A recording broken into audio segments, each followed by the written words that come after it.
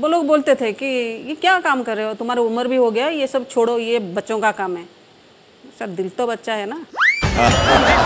जलवा दिखाई पंकजनी दास। चौद्वार पंकजनी दास जीतले 50 lakh. Reality show कौन बनेगा करोड़पति रे जलवा दिखाई टांगी चौद्वार ब्लॉक अंतर्गत नखरा ग्रामर पंकजनी दास। से जड़े फार्मासिस्ट होइतिबा सह चौद्वारे एक मेडिसिन स्टोर रे व्यवसाय करछंती। केबीसी 50 लाख टंका जीति से ओहरी जाइछंती। 24 वर्ष धरी से एही शो रे भाग नेबा पई प्रयास करुथिले। शेषरे महाप्रभुंको आशीर्वाद तांकर ए इच्छा पूर्ण होइछि। तांकर ए सफलता पछरे तांको परिवार स्वामी और पुअर भूमिका रहितबा से कहछंती।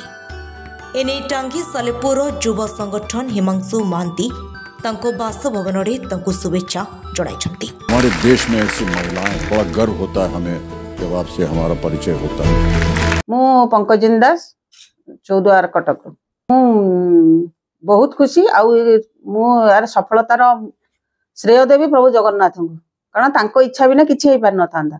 मु गोटे साधारण परिवार रु जाईची आउ एते बड़ स्टेज को जीवा जदियो मोर स्वप्न थिला, किंतु जगन्नाथ दयारु ही एटा हिछि।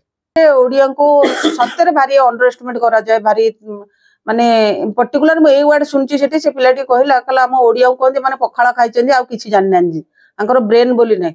आउ सेटा तले से पिलाटी बहुत मन दुखरे कहला, मो पो कहला जे भाई आउ आंटी को एटा जबरदस्त जवाब दवा दरकार, हम ओडिया को बहुत कमेंट मारछन। सेटा मते बहुत बाधितला। आउ मु जगन्नाथ को डाकिदिली प्रभु मते किछि तो हेल्प कर दियो जोटा कि मु एटा को टॉपिक पळेबी आउ मु भी देखै देबी जे ओडिया किछि कम नथि। मु गोटे साधारण लोक, जदि मु ए भलिया स्टेज जाय कि एतिकी अचीव करि पार तले ओडिया रे तो बहुत टैलेंट अछि।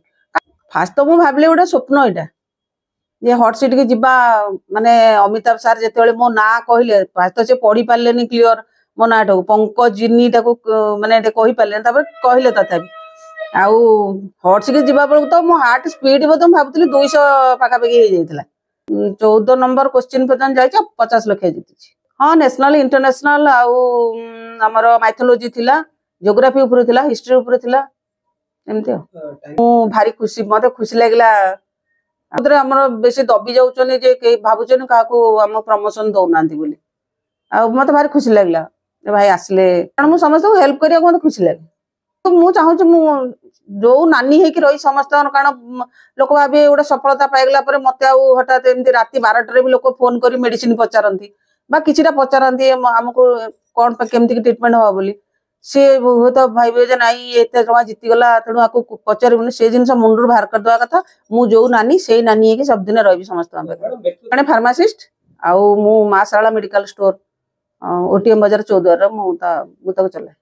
प्रथम बात हो जोटा मो पुओ कहितला यू कैन डू इट।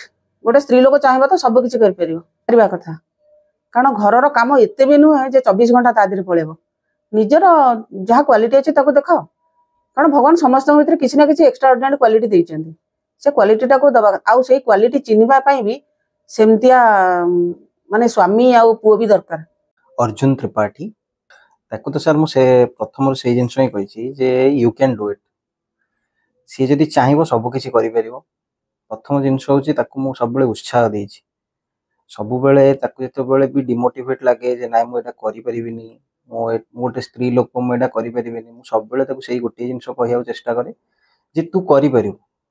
खास करी नारी जाति जो माने कि चाहूचंती किछि करिबाकू समाज लगी कि कोनोसी जिंस लगी से माने आगु बढ़ी पाउनांती, से माने निजे भाबिबा प्रथम दरकार जे मु करि परिबे। जदि मन गोटे माँ छुआ मान लगी बहुत साइलेंट सैक्रिफाइस करे, आमे बहुत जिनस एमती जानि भी नथिबा जोटा कि हम माँ हम लगी करूथबो। तो जोटा लोक भाबिकी अछंती जे ओडिशावासी किछि करि परिबेनी, स्त्री लोक माने किछि करि परिबेनी, एटा सेमानक लागि जे तुमे माने बहुत किछि करि परिबो। केवल तमे निजे भाबिबा दरकार जे मु करि परिबे। हिमांशु कुमार महांती समाजसेवी, भारी खुशी लगुची।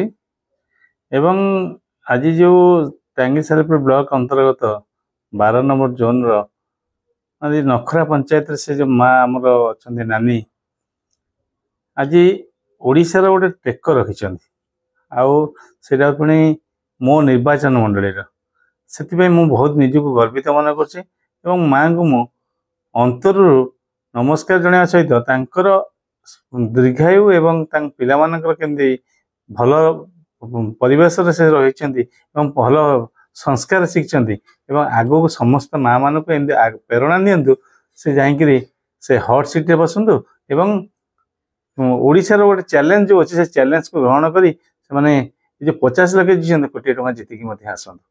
कटकरू प्रहत कुमार को रिपोर्ट सकाळ खबर।